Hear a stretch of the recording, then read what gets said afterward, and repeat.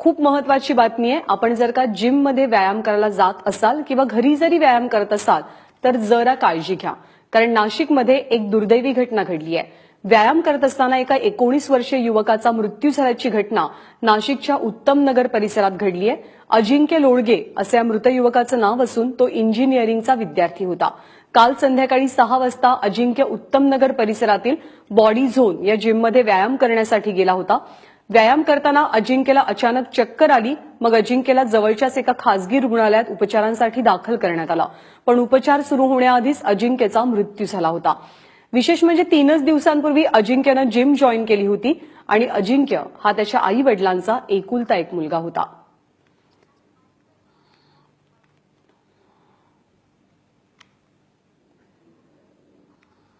Body zone gym म्हणून उपेंद्रनगर येथे आहे. तिथे अजिंक्य पांडुरंग लोळगे हा 19 वर्षाचा विद्यार्थी जिम करण्यासाठी गेला होता आणि सुरुवातीलाच तो 10 मिनिटं जिम केल्यानंतर तिथंच अचानक कोसळला आणि त्याला सिव्हिल हॉस्पिटल येथे तेथील संचालक भाऊसाहेब सोनवणे यांनी दाखल केले असता तो मृत घोषित करण्यात आलेला आहे आणि जिम करता करताच त्याचा दुर्दैवी मृत्यू झालेला आहे. आणि व्यायाम करताना नेमकी कोणती काळजी घ्यायला हवी की जेणेकरून तुमच्या जीवावर हा सगळा व्यायाम बेतणार नाही, या संदर्भात अधिक माहिती देण्यासाठी आणि बातचीत करण्यासाठी फिटनेस तज्ज्ञ डॉक्टर सुनील मोरे सध्या आपल्यासोबत आहेत. डॉक्टर, आपलं स्वागत आहे. खरं तर फिटनेस ही सध्या काळाची गरज बनली आहे, पण मुलं कधी कधी इतकी वाहवत जातात की त्यांना भान राहत नाही की आपण या फिटनेस पायी नेमकं काय करतोय. काय काळजी घ्यायला हवी आहे व्यायाम करताना?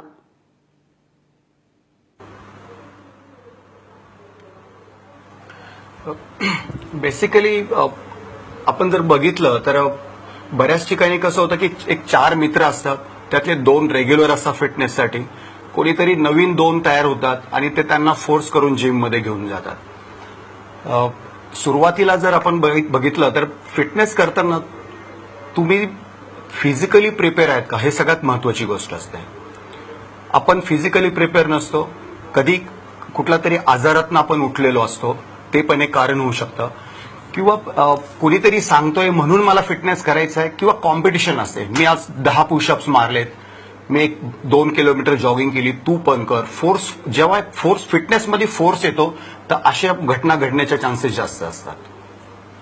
तुम्ही काय सल्ला द्याल? तुम्ही आता म्हणालात की तुम्ही जर का फिट असाल तरच व्यायाम कराल, म्हणजे जर का एखाद्या व्यक्तीची शारीरिक कंडिशन, शारीरिक अवस्था नेमकी कशी असायला हवी आहे जर त्याला जिमला जायचं असेल आणि व्यायाम करायचा असेल तर?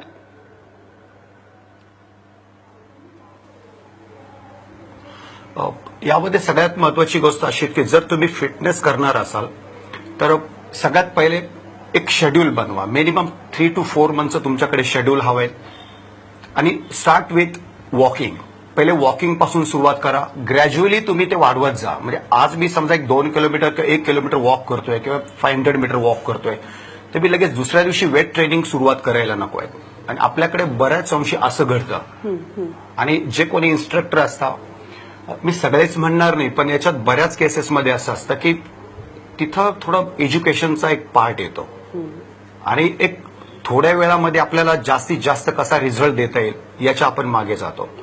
आणि प्रत्येकाच्या बॉडीला ते म्हणजे प्रत्येकाच्या बॉडीचा एक्सेप्टन्स असं नसतो, त्याच्यामुळे अशा घटना होण्याचे चान्सेस जास्त असतात. अजिंक्यची घटना आपल्याला माहितीये. अजिंक्यच्या बाबतीत नेमकं काय घडलेलं असावं? म्हणजे त्याला डिहायड्रेशन झालं असेल का व्यायामाचा अति ताण आला असेल? त्याच्या बाबतीत नेमकं काय झालेलं असावं? आता जी क्लिप बघितली त्या क्लिपमधनं तर असं जाणवतं की तो फिजिकली प्रिपेअर नव्हताच. एक तर असं जाणवतंय, किंवा आपल्याला माहित नाही की त्याचे मागचे 2-3 दिवस, किंवा तो इंजिनिअरिंगचा स्टुडंट असल्यामुळे त्याचा कुठे स्टडीचा स्ट्रेस असेल, किंवा रात्री त्याचं जागरण झालेलं असेल, किंवा कुठल्या आजारातनं तो उठलेला असेल, किंवा असं असतं की मी आता आजारी पडलोय तर आता मला याच्या पुढे आजारी पडायचं नाही म्हणून मी आजपासून आता जिम सुरू करेल. माझे मित्र इतके करतायत, कदाचित थोडंफार त्याच्याकडनं अनावधानाने तशा काही गोष्टी घडल्या असाव्यात असं मला वाटतं. त्याचबरोबर नेहमी कायम चर्चेत येणारा विषय म्हणजे किती वर्षाचं झाल्यावरती जिमला जावं, किंवा तुम्ही जिमला जात असाल तर तुमचं वय काय असावं? तर एकंदरीत काय वयोगट असावा तुमचा की तुम्ही जिमला जाण्यासाठी पात्र आहात? त्याबद्दल तुम्ही काय मार्गदर्शन कराल?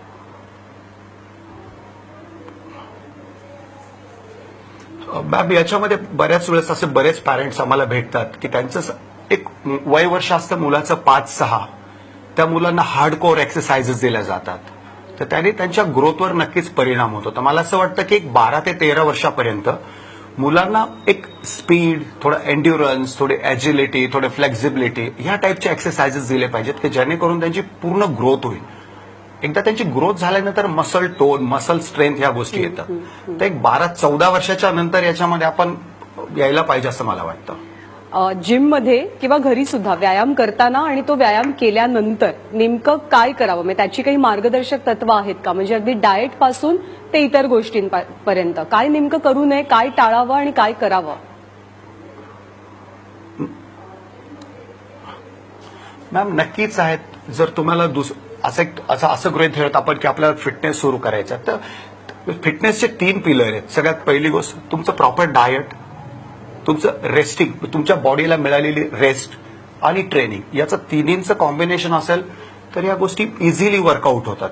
तर त्या गोष्टींकडे आपण पहिले लक्ष द्यायला पाहिजे की ज्याचा आपण फिटनेस घेतोय त्याचं सगळं तुम्हाला एक तर त्याची हिस्ट्री माहीत पाहिजे, पहिली गोष्ट. दुसरी गोष्ट, जे कोणी त्याचं ट्रेनिंग करून घेणार आहेत तर त्यांना सुद्धा त्याच्यात काही नॉर्मल काही टेस्ट घ्यायला पाहिजे की ज्या टेस्टमधनं तुम्हाला त्याच्या बॉडीची आयडिया येते आणि त्याच्यानुसार तुम्ही त्याचं शेड्यूल बनवू शकतात.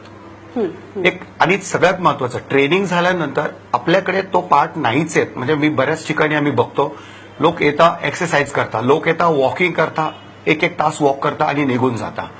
एक्सरसाइज करताना जे तुमचे मसल यूज होतात तर ते कंटिन्युअस मुवमेंटमध्ये असल्यामुळे त्याच्यामध्ये स्टिफनेस येतो, ते मसल कॉन्ट्रॅक्ट होता. जर आपण त्याला प्रॉपर रिलॅक्स केलं नाही, त्याला पूर्ण स्ट्रेचिंग दिलं नाही, तर ते मसल तसेच कॉन्ट्रॅक्ट राहतात आणि त्याच्यानंतर तर मसल रिजिड होत जातं आणि त्याच्यातनं तुम्हाला इंजुरीचे चान्सेस जास्त असतात. त्याच्यामुळे वॉर्मिंग अप पहिले व्हायलाच पाहिजे, प्रॉपर शेड्यूल व्हायला पाहिजे. त्याच्यात कुठलाही फोर्स नको. प्रत्येकाचा बॉडी टाईप वेगळा आहे, प्रत्येकाची स्ट्रेंथ वेगळी, प्रत्येकाचा आपली एक लेवल असते फिटनेसची. त्याच्यानुसारच त्याला फिटनेस देऊन नंतर त्याचं स्ट्रेचिंग करून तो त्या पर्टिक्युलर जागेपासून बाजूला जायला पाहिजे. डॉक्टर, अगदी शेवटचाच प्रश्न की तुम्ही आत्ताच्या मुलांना काय मार्गदर्शन कराल किंवा काय सांगाल, सावधानतेचा इशारा काय द्याल? कारण फिटनेस खरोखरच खूप महत्वाचं आहे, पण आपण बघितलं की सध्या जिमला जाण्याची फिटनेस सोबत बरीच फॅन्सी कारणंही आहेत मुलांच्या मनातली.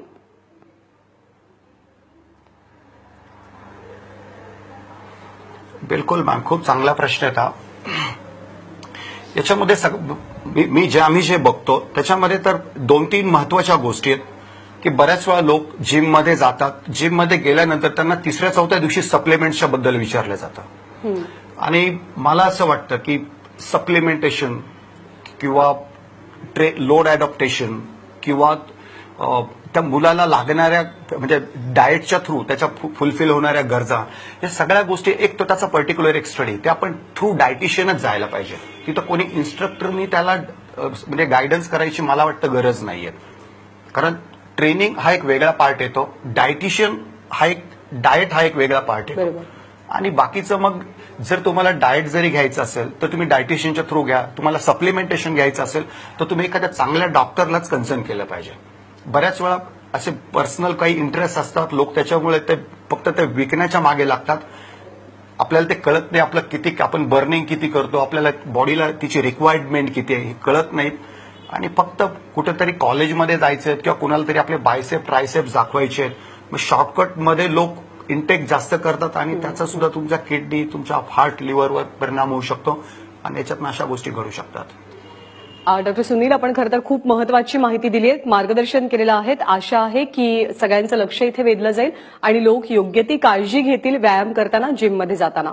खूप खूप धन्यवाद या माहितीबद्दल.